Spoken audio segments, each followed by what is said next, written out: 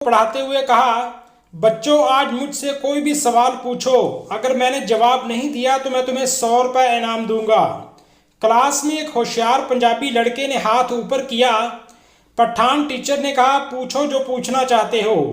पंजाबी शागिर्द बोला, सर जी एक तालाब में 5 बतखें जा रही थीं। दरमियान वाली बतख ने कहा कि मेरे आगे 3 बतखें हैं और मेरे पीछे 4 बतखें, हालांकि वो कुल 5 बतखें हैं जो तालाब में जा रही हैं। सर जी इसका जवाब दो।